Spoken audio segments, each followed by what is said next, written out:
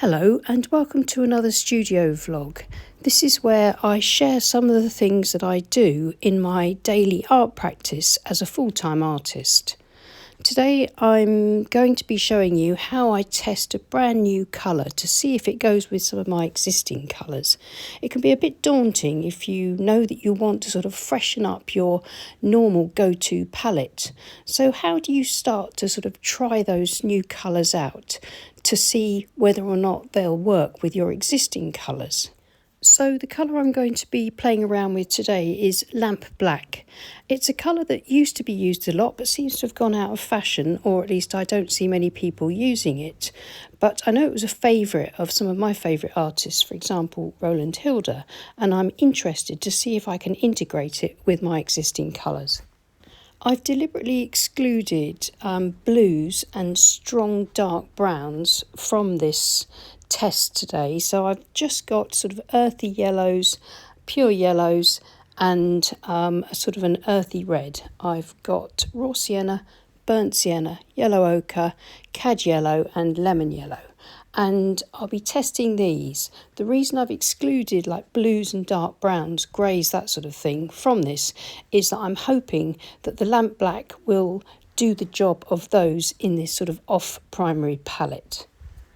It's important for me to stress here, especially for beginners, that there's no wrong or right way to do this. The only reason I'm testing these colours is because it's what I want to test. I use very sort of earthy, muted colours and quite a limited range. But if you're testing a new colour, you can test it with any of your colours that you want to. And one of the things I like to do first is to take that colour, in other words here it's lamp black, and do swatching tests with all of the colours that I want to try it with to see how it reacts with different dilutions of water.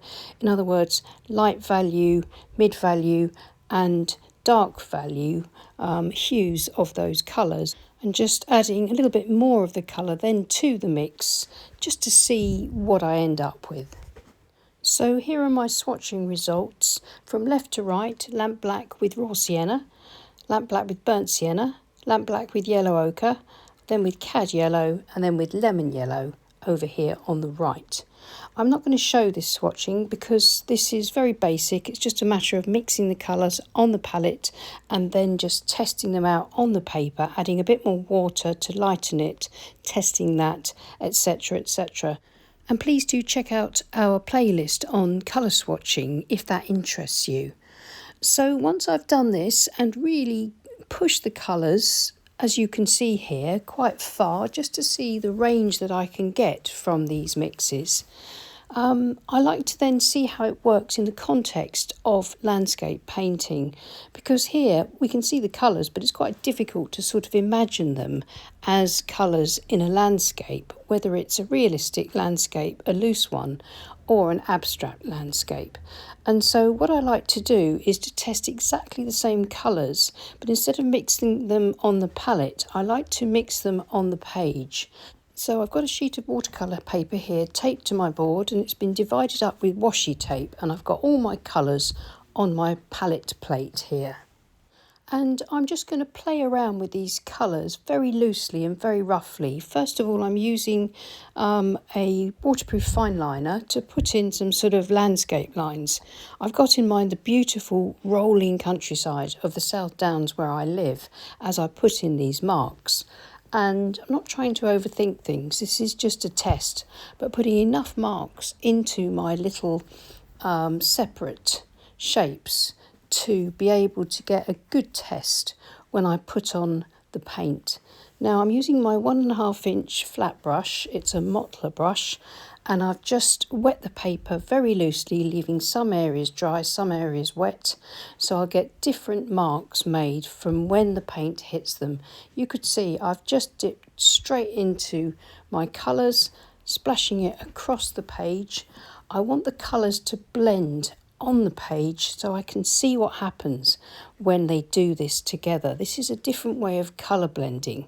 And I think it's important to see both, to see the colour mixing on the palette with the swatches, and then to test how the colours work when they mix together by themselves with water and gravity on the page.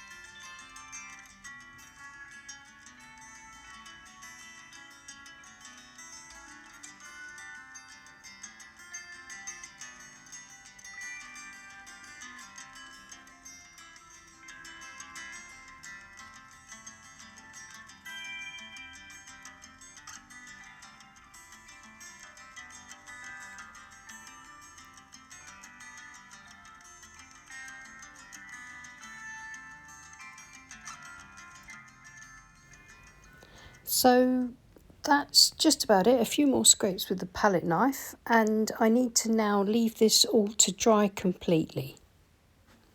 I've laid the board flat, and hopefully we'll end up seeing some of these really beautiful colour diffusions and compare them with the more formal swatching sheet. So here is the dry painting, and I'm going to remove the washi tape first, then the masking tape around the edge, just so that we can see these individual test landscapes more clearly.